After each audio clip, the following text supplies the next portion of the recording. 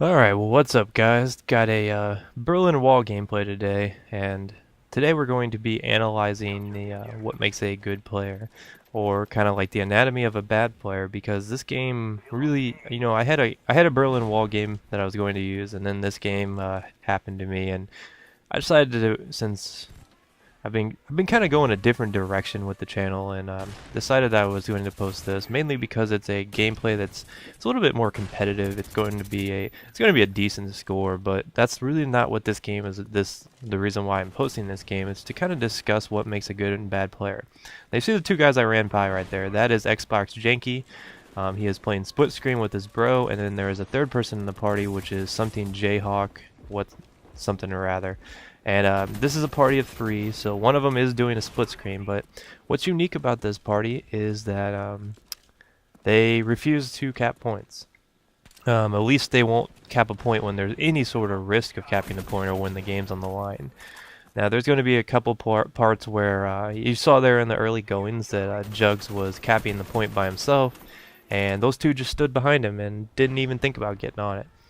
And I know with all the controversy going on after that engineering win, about people talking about, you know, objective play, and I don't know, I just thought this gameplay was a little interesting. I don't really want to spoil the outcome of the game, but I was not, at the end I wasn't disappointed, because I felt like me and xjawz did all we could do to win this game.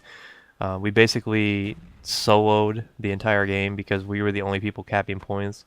The end score might make it seem like the people were capping points, but most of those were points that were either already almost capped and they jumped on it and then got the points for it, or they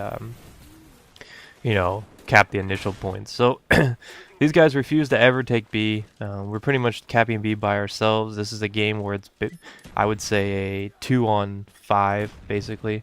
They do have one split screen on their team as well, but the thing is it's really hard when you're playing Ring Around the Rosie with capping points, and which is what is happening right here.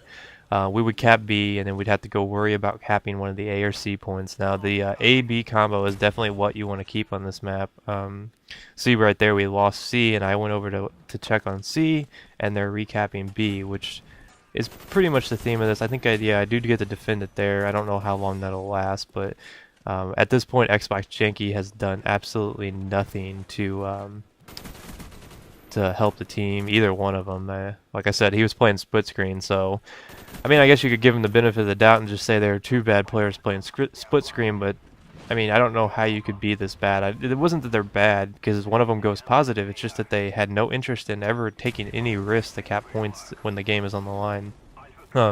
Towards the end, you're actually going to see the decisive part of this game, which decides the outcome of it, and it will revolve around Xbox Janky. So I'll point that out when the time comes. But the team we're playing isn't necessarily good. In fact, I think most of you guys could agree that it was not a good team at all. But the problem is even a bad team that communicates is going to beat a team which, like ours, where it's just basically me and xjawz playing the objective with everybody else just kind of watching along for the ride.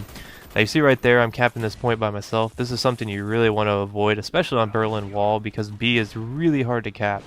You do get a little bit of cover on the sides, but it's still really hard to cap because it's really easy to defend, especially when they have the A-B setup like they had it at the time, but now we've flipped it over to C. But it's not going to really last long, to be honest, because like I said, we're playing Ring Around and Rosie the entire time. But Berlin Wall is a very lopsided map. Once you get set up, you can spawn trap them, and they really have no chance of getting out of it. It's comparable to how the rundown B point was. It was just really hard to take. You want to get it right away and not lose it. See right there, there's a lot of vantage points to defend B from various angles. It's really easy to penetrate those two concrete walls if you have Hardened Pro on. So it's definitely not something that's going to be an easy recap if you lose it. We're going to run into problems with that the entire game. We're never going to hold B the more than probably like 20-30 seconds.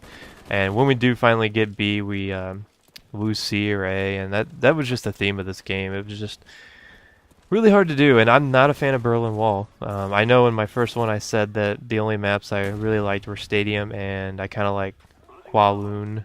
I don't know. I'm not really a Vietnamese person. I was trying to get throwbacks there in case you were wondering. Normally I would have just let that roll around at my feet, but I was trying to get the Flak Jacket Pro throwbacks. But it's probably not going to be an issue now because it looks like I'm going to be prestiging soon, and hopefully I can blaze through this 9th prestige and or this 8th prestige coming up with the double XP weekend. I hope to get a lot of playtime in with that because with double XP I could probably get through through a prestige in 2 days, 2 playing sessions, because you can I don't know, it seems like it takes about a day per prestige for me, a little less, maybe around, I don't know, I'll be conservative and say maybe it takes 18 hours of prestige, something along those lines. So if you're looking at double XP, maybe do that in 10 hours. So I don't know, I'm looking forward to the double XP. Maybe I'll get up to that final class and I'll be close to having gold camos, which the only reason it's kept me going is to keep this game exciting, to be honest. Kind of gotten tired of it. The map pack was a nice start, but the problem with the maps right now is that people still like to play cheap. It seems like they don't know the map, so they're going to do the stuff that they're comfortable with, and it seems like the things that they're comfortable with are noob tubing and hiding with ghosts. So I don't know. I'm not a fan of Berlin Wall, at least on Dom. Not really a fan of it on TDM either. It is a very nice looking map. I will give them credit for that. But it might start getting better. I know a lot of the maps in the early goings of Black Ops I didn't like. Like I didn't like Grid in the beginning, and now I really like Grid. I think it's one of the more balanced maps in the game. I didn't really like I don't know, I didn't always like Jungle, and then I started to like it a lot. I still don't really, I liked a map that went the other way was Launch. I used to love Launch when it first came out, and now I absolutely can't stand Launch whatsoever. It's one of the most imbalanced maps in the game. But you notice I keep picking up this guy's noob tube. They do like tubing in this game. For some reason, he seemed to think that tubing was going to be more effective than shooting. I don't know how he didn't die from the fire. He was basically standing in it right there, but he must have Flak Jacket Pro, which I'm pretty sure he didn't because it looked like he had either hardline or...